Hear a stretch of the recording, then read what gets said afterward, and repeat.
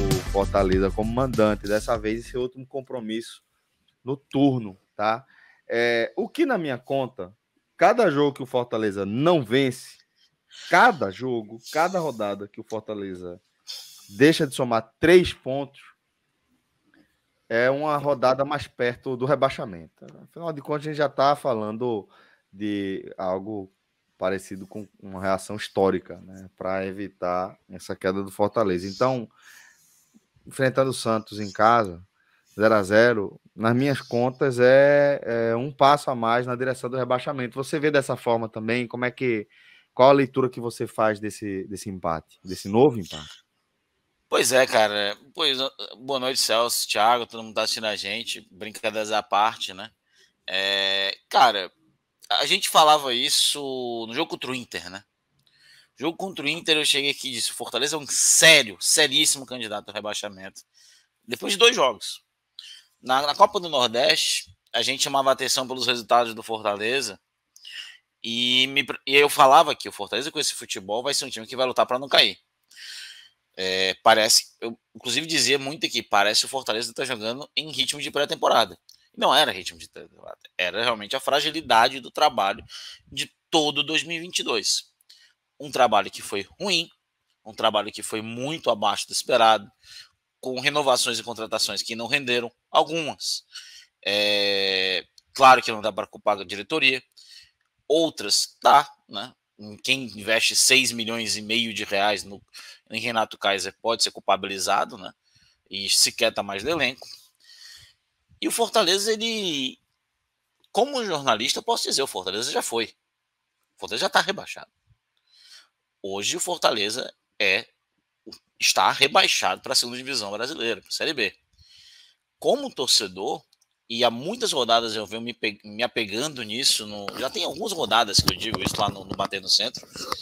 Eu falo, hoje, eu como jornalista, como pessoa que gosta de futebol, falo, Fortaleza caiu há muito tempo. Hoje eu me apego apenas no imponderável, né? Apenas na fé do futebol, dos deuses do futebol, que já teve do lado do Fortaleza algumas vezes, mas a gente sabe que a fé nem sempre vai estar do lado do nosso clube, né?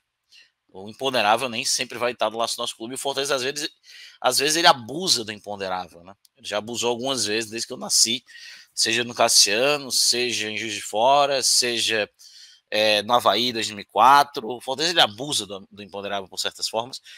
E nem sempre o imponderável dá certo, como não deu em 2009, como não deu nos vários e vários e vários anos que não subiu na Série C, como não deu em 2003, como não deu em 2006. O imponderável nem sempre funciona.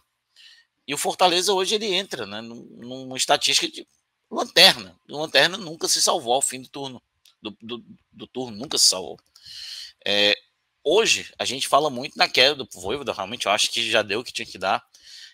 Para mim, o maior treinador da história do Fortaleza, mas ele está perdido, ele não sabe mais o que tirar do Fortaleza. Isso é uma coisa muito óbvia. Tava claro, hoje foi claro que ele não sabe mais o que tirar do Fortaleza. Mas eu repito o que eu venho falando aqui há algumas semanas, alguns meses, né? Se for para tirar o Vojvoda, que se mexa bastante no departamento de futebol. Não é só tirar o treinador. Tirar o treinador é terceirização de culpa que vem desde o presidente, passando por diretor, por gerente, por supervisor, por fisiologia, por tudo. Tem que ter uma mudança grande no departamento de futebol. Fortaleza contratou no desespero. Quando vieram as contratações, eu falei: esses caras vão levar tempo para entrar em campo, esses caras vão precisar de tempo para estar em forma. São jogadores que estão fisicamente abaixo, porque eles estão vindo como se fosse uma pré-temporada. Isso é óbvio, é claro que os caras estão em outro ritmo. E daí, Fortaleza, uma vitória em 10 jogos em Fortaleza no primeiro turno. Uma vitória. 1-0 para cima do América Mineiro, um jogo sofrido que o Fortaleza podia ter empatado. Hoje, apesar que o Fortaleza foi melhor, as melhores chances foram do Santos. Então hoje, como jornalista, falo claramente, o Fortaleza está rebaixado para a segunda divisão. Como torcedor, só para encerrar aqui essa primeira fala, que me apega apenas no imponderável, porque não foi falta de fala, não foi falta de aviso. É horrível, horrível, horrível, horrível, cara. Eu acho que é uma das piores dores de ser jornalista barra torcedor você alertar e chegar nesse momento e dizer que, pô, cara, tava certo. Que tudo que você quer tá errado, né? Nesse momento, você quer tá errado. Não existe prazer nenhum em estar certo. Não existe prazer nenhum, por exemplo, em acertar que ia dar merda. Não existe prazer nisso. Existe dor, existe sofrimento. E é isso que a gente sente nesse momento. Todo teu. Pô, Minhoca, vou te perguntar o mesmo, né? Mas acho que o que o Lucas já apontou, né, já é um indicativo também. O Fortaleza já foi, né? A gente fica perguntando isso meio que rodada a rodada, né? A gente já está falando de algo que qualquer reversão seria histórico, seria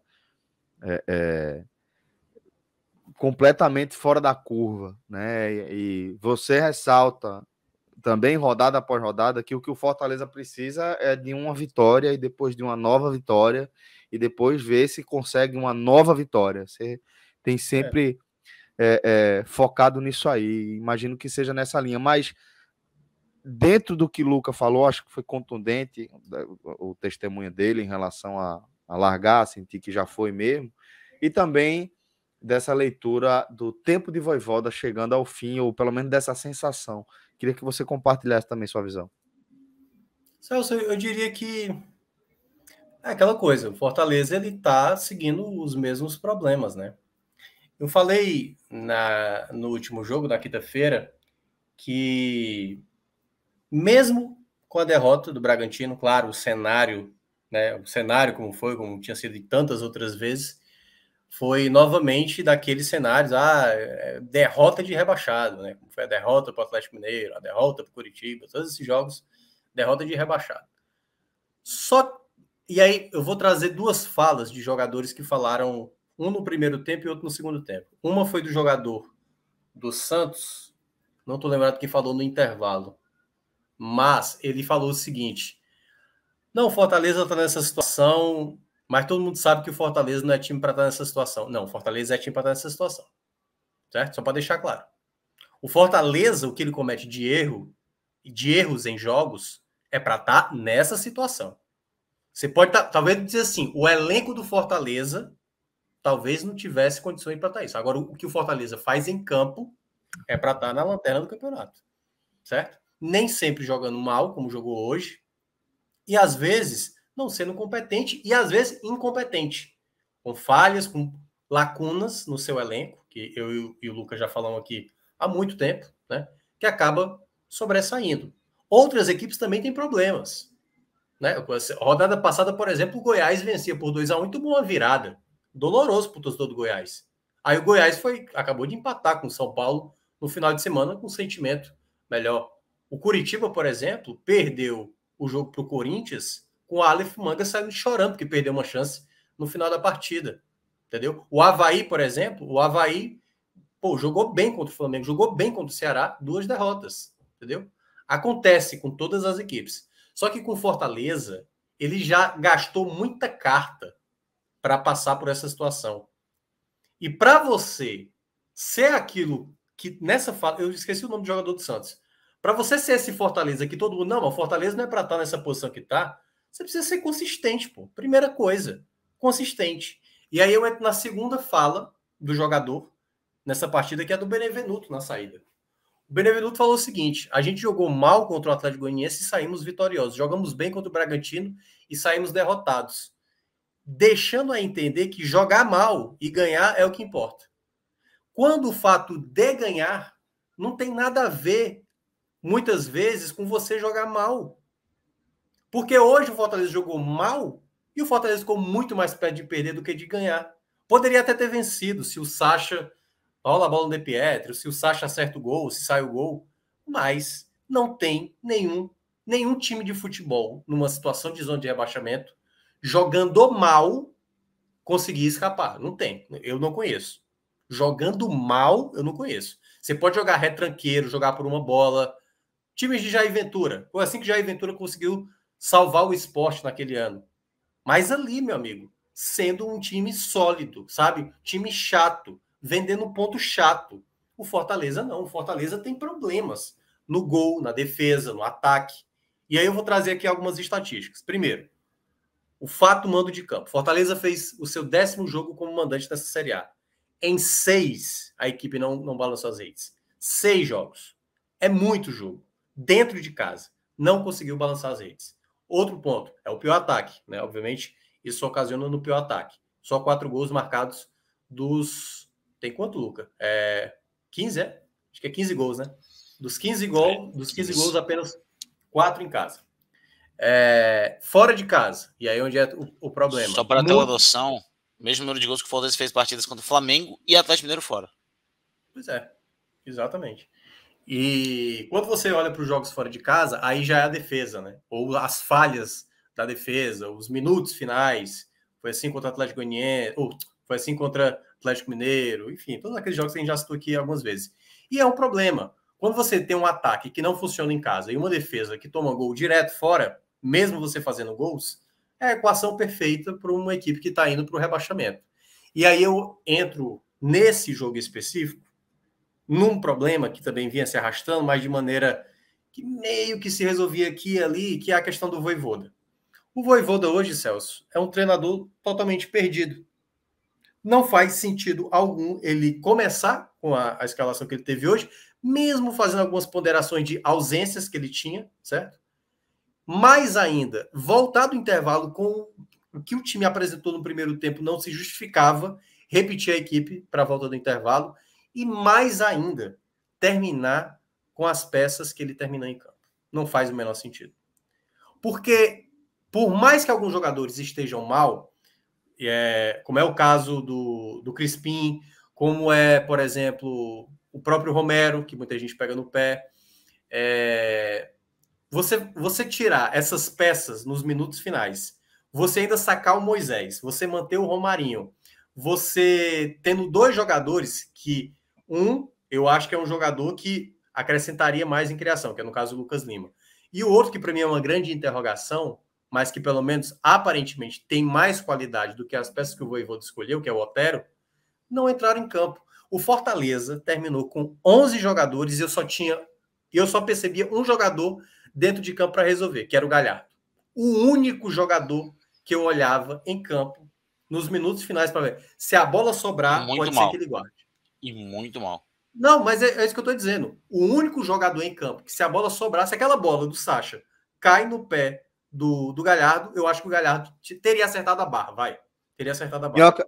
Eu faço muito essa leitura de jogo nas minhas análises de partida mesmo que eu estou acompanhando. Sempre. Eu fico... Vamos ver aqui, nesse cenário. A bola caindo no pé de quem aqui você sente que algo pode sair de diferente? E quando você vê que é uma peça, 2 peças, esqueça. Muito dificilmente você vai conseguir fazer isso, porque o time também vai estar detectando essas peças e vai estar tentando anular, né? Pois é. E para mim isso é o preocupante. Porque assim, quando você está numa situação delicada, por exemplo, se o jogo tivesse 1-0 para o Fortaleza, eu entenderia totalmente as trocas que ele fez ali na partida, tal, segurar o jogo, tal, colocar o Fabrício Baiano, ok. Mas aí, primeiro, você mantém o Romarinho. Que é um dos piores jogadores para resolver uma partida. Mantém o Romarinho. O Romarinho praticamente sem acrescentar nada durante a partida. E aí, minutos depois que você não tira o Romarinho para colocar jogadores ofensivos, você saca o Romarinho, porque o Romarinho não tinha nem condição de andar mais, para colocar o Fabrício Baiano nos minutos finais. Assim, tipo... Cara, não tinha nem bola parada o Fortaleza no final. Não tinha bola parada. Era o Ronald batendo no escanteio. Ou até o Capixaba. O Capixaba, olha que coisa. O Capixaba é o jogador que às vezes é elogiado pela entrega dele, cara. Como é que você vai se sustentar apenas pela entrega? Você tem que ter qualidade. Não tem, cara. Essa bola, quando sobrar no minuto final, jogando bem, jogando mal, tem que sobrar na bola de um pé de um cara que sabe fazer um cruzamento e de um cara que sabe colocar a bola para dentro. Não tinha. O De Pietri não era esse jogador, o Robson não era esse jogador, o Fabrício Baiano não era esse jogador, o Sacha não era esse jogador. Não tinha jogadores em campo praticamente para resolver aquela situação dos minutos finais. Então, eu estava até falando na rádio, o empate do Fortaleza tá muito bom, pô. Tá muito bom. Porque o Fortaleza deu mais de 25 finalizações, se eu não me engano. Quando você olha as oportunidades, vai lá 2 ou 3, sabe, com certo perigo. E o Santos, praticamente com 8, 10 finalizações, Mas teve 3 ou 4 chances claras de fazer gol. Claras. Benevenuto salvando ali, a bola que ia entrar, sabe assim? Boeck de novo cometendo falhas. Então, esse jogo específico de hoje, Celso, eu coloco muito na culpa do Vojvoda, entendeu? Eu trocaria o Vojvoda? Não trocaria o Vojvoda, mas eu chegaria para o Vojvoda, principalmente pelo que eu já vi da coletiva, que eu entendo, certo? Eu entendo, mas ele poderia ser um pouco mais crítico do seu elenco. É claro que quando ele foi perguntado de Romero, foi perguntado de Jussa, ele não precisava citar especificamente que o jogador dele não está bem, certo? Mas ele poderia dizer, não estamos bem, estamos errando muito. Ele pode dar uma explanada geral para todo mundo. Olha, não estamos bem. Não precisa colocar ali o Jussa, o Jussa foi mal, o Jussa está mal mesmo, Romero está com muita dificuldade. Não, ele só precisa entender que o jogo que ele apresentou hoje, as escolhas que ele fez, não foi a ideal. E principalmente numa nova formação que não deu certo de início e que ele ficou insistindo com as peças erradas, com os jogadores errados. Então, o grande problema que eu vi hoje do Fortaleza se cai muito para cima do Vojvoda. Continuaria com ele, mas eu teria que ter uma conversa. Vojvoda, se você ainda tem essa mentalidade de manter determinadas peças, infelizmente não dá. A gente não está conseguindo ver perspectiva de melhora. E aí, você poderia pensar no algo diferente, que aí é onde eu já concordaria com o Luca nessa cravada que ele mencionou. Com o Fortaleza de hoje, com o que o Vojvoda anda pensando para o elenco que ele tem em mãos, eu acho que a chance de queda ela é muito alta. Com uma troca de comando, eu acho que a chance é até maior. Pode até dar certo, mas eu acho que a chance é maior. O melhor treinador para trabalhar o Fortaleza é o Vojvoda, mas o melhor treinador para o Fortaleza, esse treinador tá perdido para mim. Foda.